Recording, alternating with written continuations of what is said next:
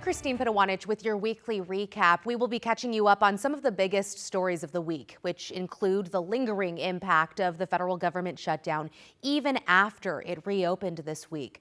Plus, community concerns out of Salem after a federal immigration raid swept up some local farmers.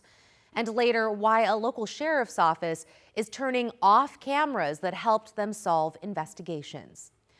But first, to our top story this week, government services are beginning to return to normal operations following the end of the nation's longest federal shutdown. Hundreds of thousands of furloughed workers will have to address a more than 6-week backlog of work.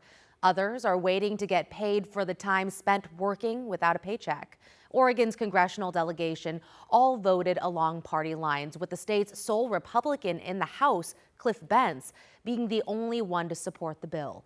And Washington Congresswoman Marie Gluesenkamp-Perez was one of only 6 Democrats in the House to support the bill, ending the shutdown. She said in part, quote, "The last several weeks have been a case study in why most Americans can't stand Congress. None of my friends who rely on SNAP would want to trade their dinner for an ambiguous D.C. Beltway messaging victory. I'm glad this ugly scene is in the rearview mirror."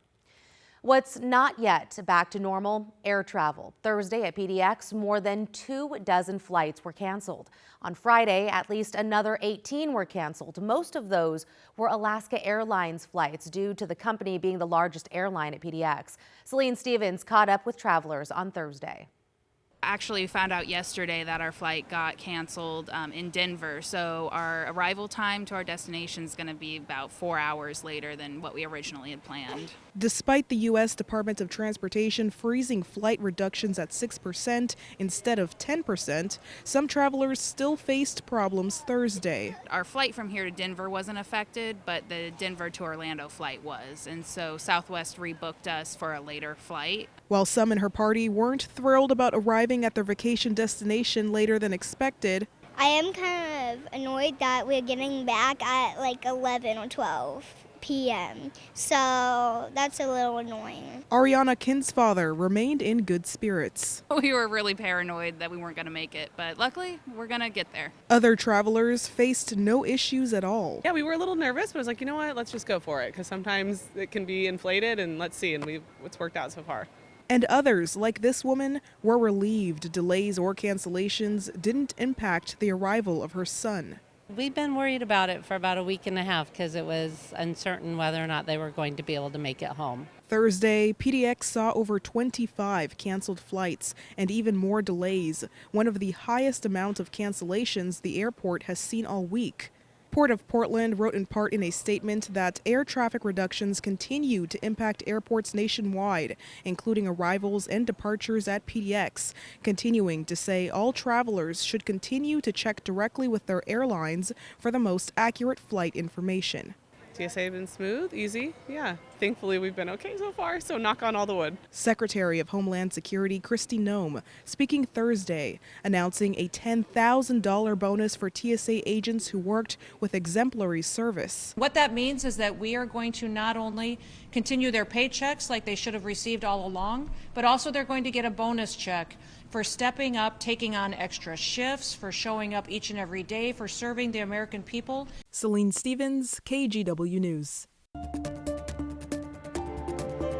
And an ongoing story that keeps making headlines is the Trump administration's immigration crackdown in our area. A local immigrants' rights coalition says on Tuesday federal agents detained at least 24 people in Salem.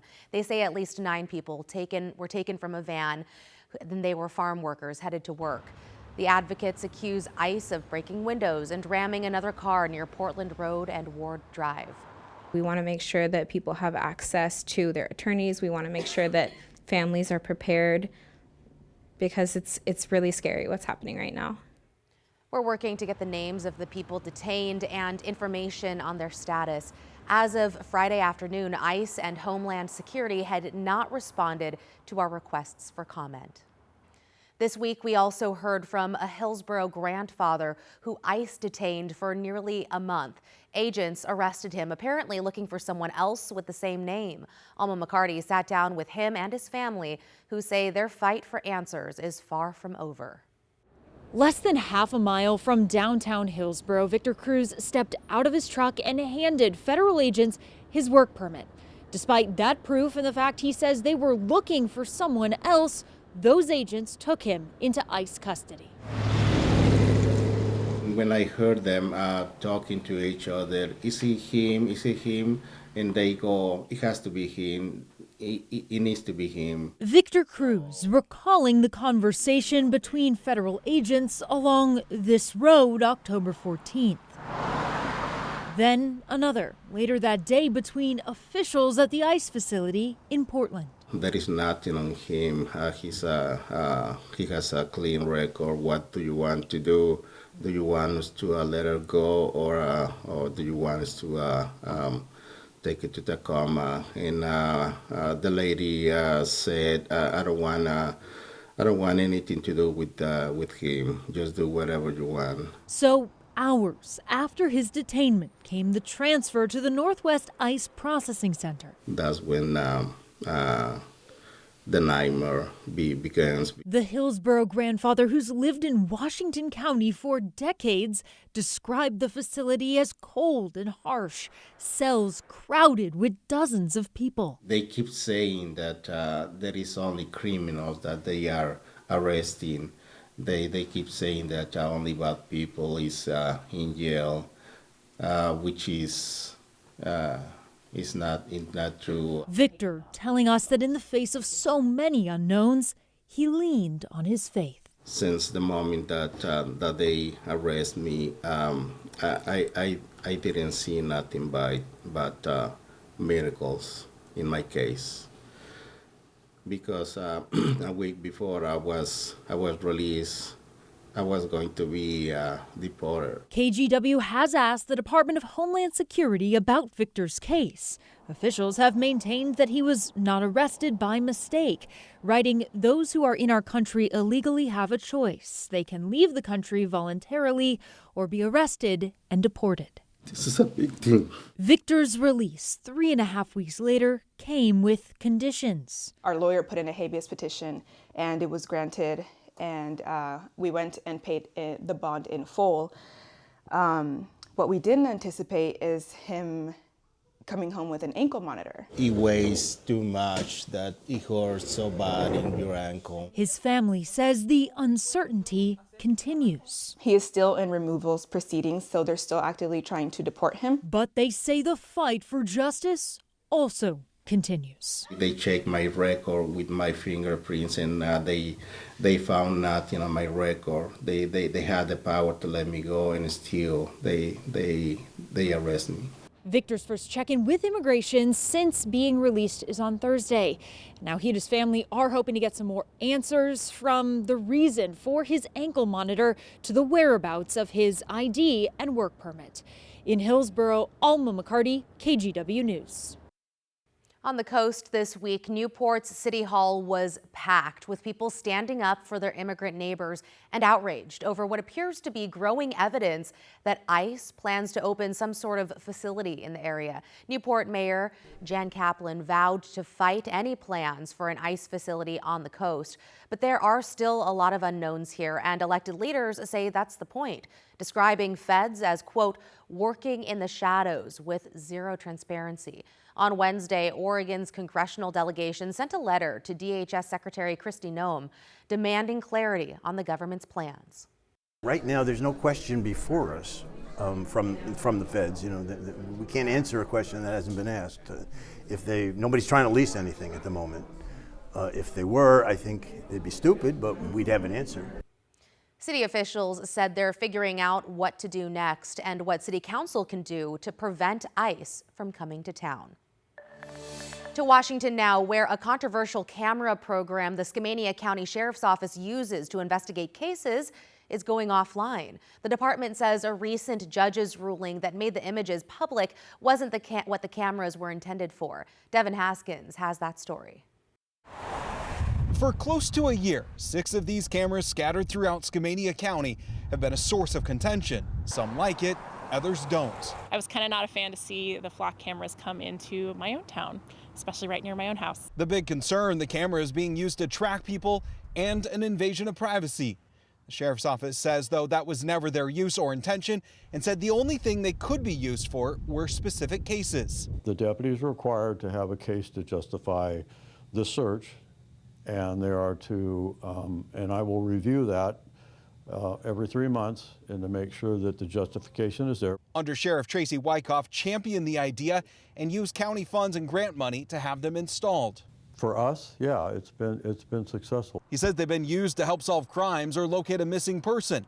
The images were only available by request and approval to Washington agencies, not federal and not the public. But a recent Washington State Superior Court ruling changed everything, declaring that the flock camera images are public records. That means anyone from anywhere can request them. The concern with the public here is that they feel like their information is being exposed to us unnecessarily, but now people can do records requests for any reason from anywhere and get the same information we had. And that's concerning to us because we're trying to keep this information secure and safe. The sheriff's office says the cameras have been turned off, but will remain in place for now. Kate Bertosh, who lives at the east end of the county, has been a vocal opponent since day one. I'm often really worried that companies like Flock Safety are just looking to use small communities like ours to get recurring revenue from, that they don't really offer a service that is going to meet our needs. And says she's happy to see them turned off. I am definitely very happy to see them turned off. I hope it's also a great opportunity for us to revisit together kind of like what it is we expect from public safety, but also from privacy and how we can guarantee that to each other instead as members of the community. The sheriff's office says the cameras will remain turned off until and if the court ruling ever changes. They also say that they'll remain in place until they're removed once that contract with the company ends, which is set to expire at the end of 2026. In Stevenson, I'm Devin Haskins, KGW News. Oregon Governor Tina Kotek signed a transportation bill worth billions of dollars this week, 2 months after the state legislature passed it. Money will go toward maintenance projects and to prevent hundreds of layoffs.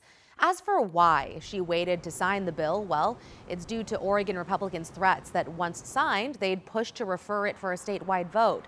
But they couldn't begin gathering signatures until the bill was signed. Now they have less than 2 months to start the process of getting it on next November's ballot. Fortunately, the majority wasn't really interested in a negotiation. Really what they wanted was the Republicans to agree to a massive tax increase without the reforms that are necessary. For months, they've argued Oregonians can't afford more taxes. Now Republicans have until the end of the year to gather 78,000 signatures. If the group reaches its goal, voters could decide next November if they want to uphold the transportation funding. ODOT has started work on the I-5 Rose Quarter Improvement Project, but the project is still missing the majority of the funding it needs after the Trump administration recently revoked nearly $450 million in federal grant money. The $2 billion improvement project would widen I-5 and build a 1,500-foot cover over the freeway, reconnecting the historic Albina neighborhood.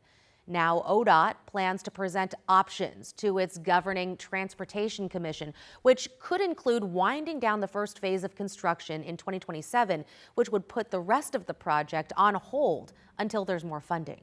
Some of the funding from the Reconnecting Communities grant was pulled back from our federal partners. That left us in a position where we have to continue to think about, okay, what is the right next step and what are the things available to the project.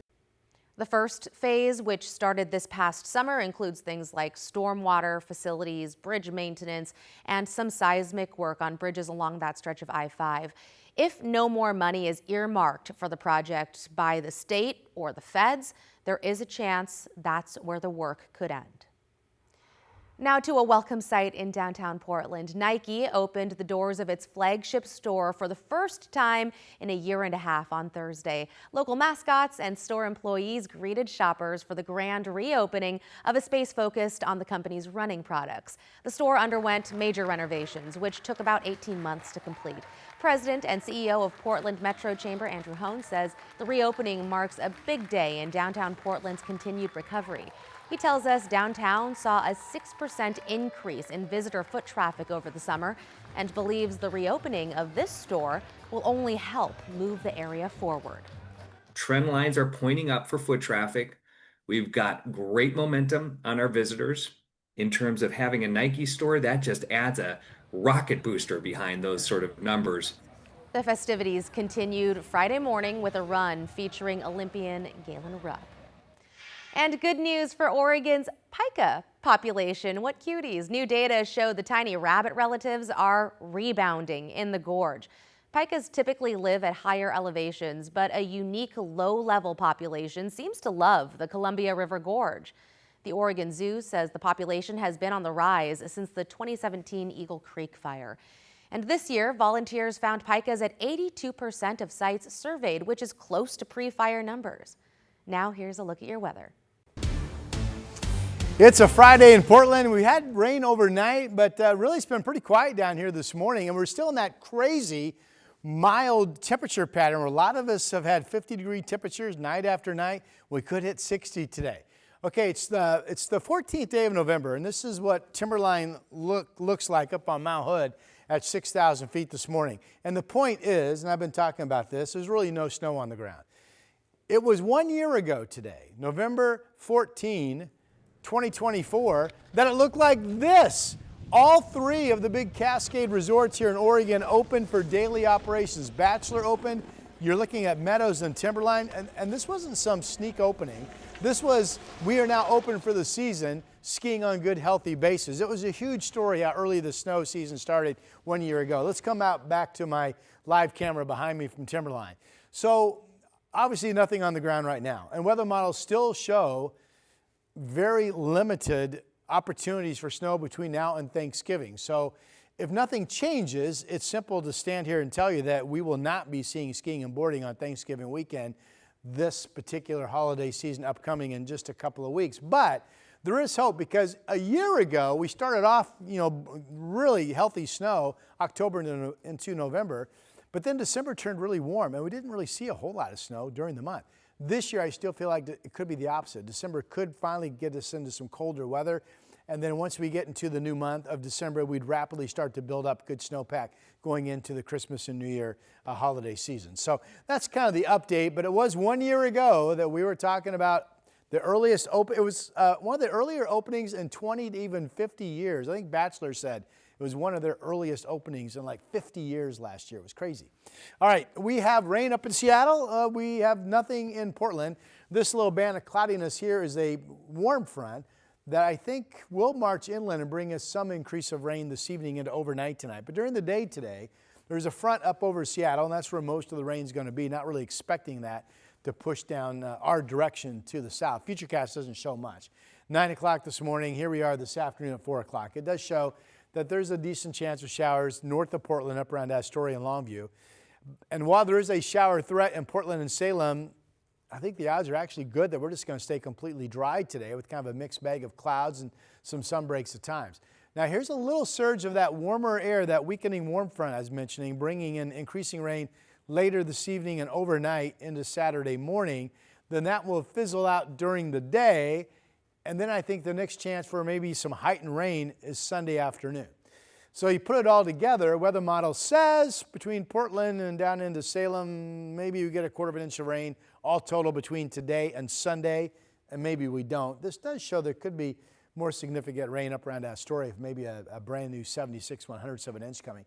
Our live cameras, the clouds at the coast, that was Lincoln City, the clouds over Salem, and there are the clouds over Portland. Let's get you to our 7-day forecast. 59 today, mainly dry, showers overnight tonight into morning, and then really a lot of dry time Saturday day. If there's one part of our weekend here in Portland that it will just be raining, that would be Sunday afternoon. We'll keep you updated on that. Good news, we've got a few local events to get you out and about. We'll start with the return of Brew Lights at the Oregon Zoo.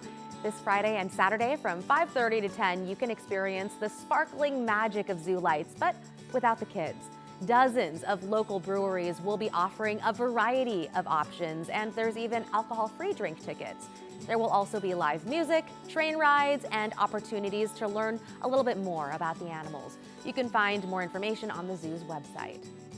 Also happening this Friday from 6 to 9 p.m. is the self-proclaimed biggest National Pickle Day Pickle Party. You can swing by Dillon's Sports Emporium at the Lloyd Center Mall for pickle-themed games, prizes, and of course, food. The event is free to attend, but make sure you RSVP by heading to the Portland Pickles website before you head out. And for our music lovers out there, the Save the LP record show is returning for its second year. On Saturday from 10 to 4, you can stop by the Patricia Research Center for the Arts in Beaverton to peruse hundreds of vinyl records and other collectibles.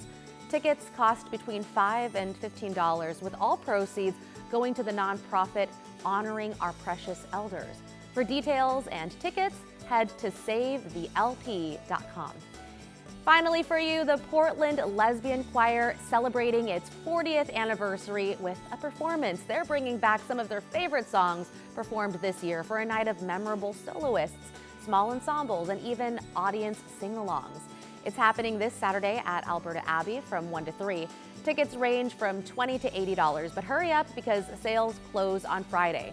Check out Alberta Abbey's website for more details. And for additional weekend inspiration, check out the 8 Things to Do article up each week at KGW.com.